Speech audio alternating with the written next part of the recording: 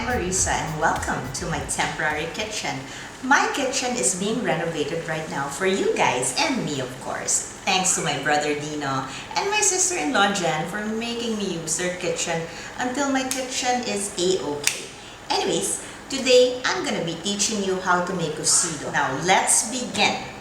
I have here my beef shanks and of course I have the marrow because it's absolutely fantastic. It's like butter when you eat it. And then I have here my pork belly, my quartered organic chicken, and I have here my string beans, my carrots, my potatoes, my bananas. Now in Spain they don't put bananas. And then I have here my Spanish chorizo, and I have here my cabbage, my garlic, my onions, my sweet paprika, my bay leaf, and my peppercorns, my garbanzos or chickpeas, my leeks. You can use, if you can't find leeks, you can also use green onions, and my celery, and my whole tomatoes, canned tomatoes, which I cut into dice, and I included the broth and my salt and pepper, of course. Now let's start. Now I have here my Dutch oven, but if you don't have a Dutch oven, you can use any pot you like. But I happen to love my Dutch oven because it's so much quicker to soften meat. So I'm using that for now. I'm going to be putting some olive oil, just a little, in my onions. Now notice I did not put a lot of oil. Why? Because remember, I did mention I had pork belly. The garlic's beginning to get a little bit brown, so this is a good time to put in your pork belly.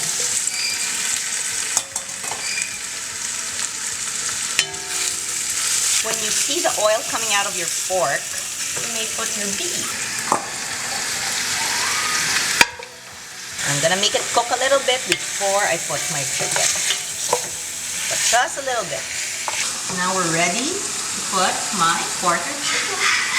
Using organic chicken as usual because of the flavor of the meat. Now I'm gonna cover this up just for a little bit. But before I do that, I'm gonna put my bay leaf instead and my peppercorns. Now I'm gonna clean while I wait for 5 minutes. Now look here, the juices of the meat. There.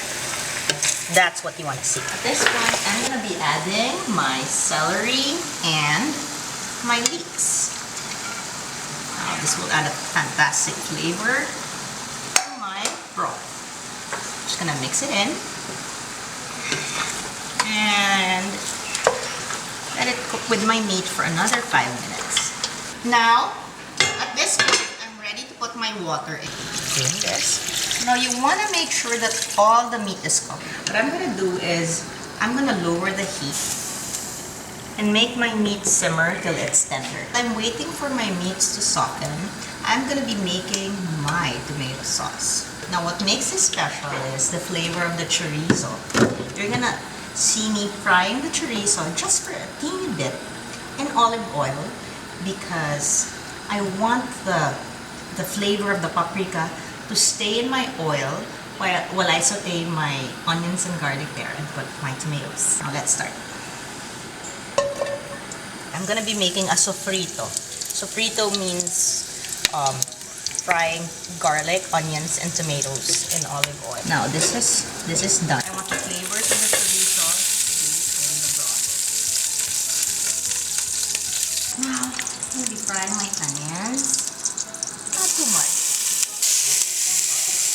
I know this is quite a lot of garlic and onions simply because I'm making a double recipe because my little girl Elle loves this tomato sauce. Now I'm gonna be adding my double portion of canned tomatoes. It's a lot of tomato sauce for this recipe, but as I've said, my daughter loves it. I'm gonna make this boil and then I'll add my salt, pepper, and paprika, and I'm gonna make this simmer for about 30 minutes because I want the sweetness of the tomatoes to come out.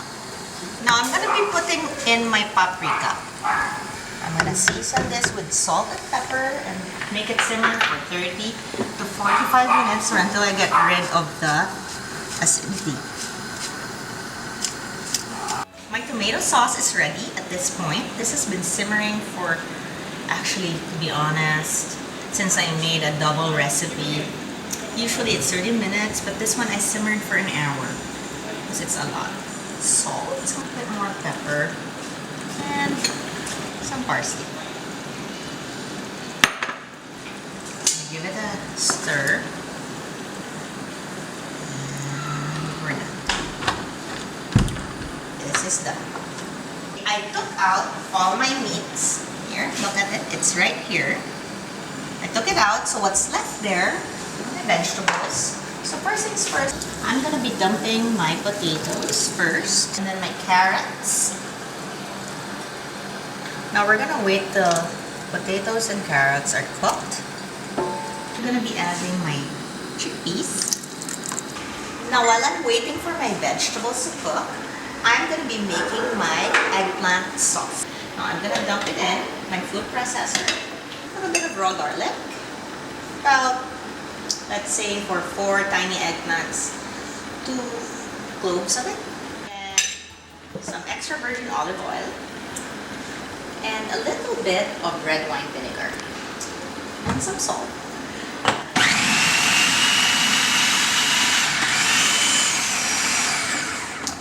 Now we're done. That's my eggplant sauce.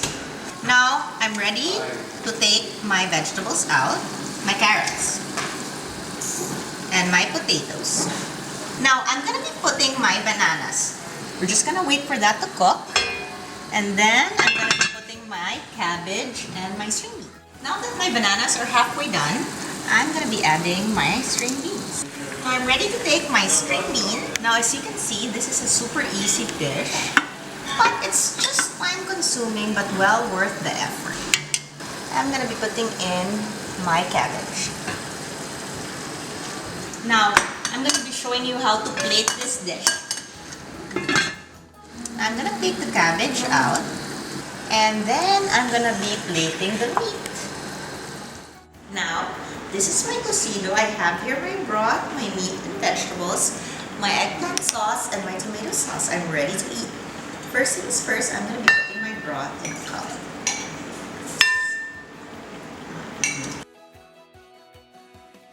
Now, for those of you who haven't had this, I'm going to teach you how to eat it. I'm going to be pouring some tomato sauce over it. And then my eggplant salad. Like this.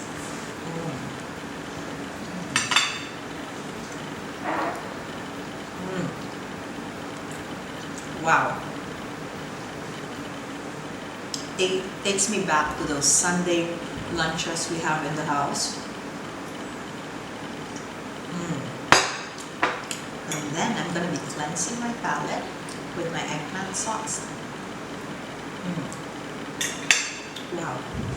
Now, the only thing missing here is my red wine. If you like today's recipe, please click to www.missris.com and I'll be sure to answer your questions. Thanks. Bye.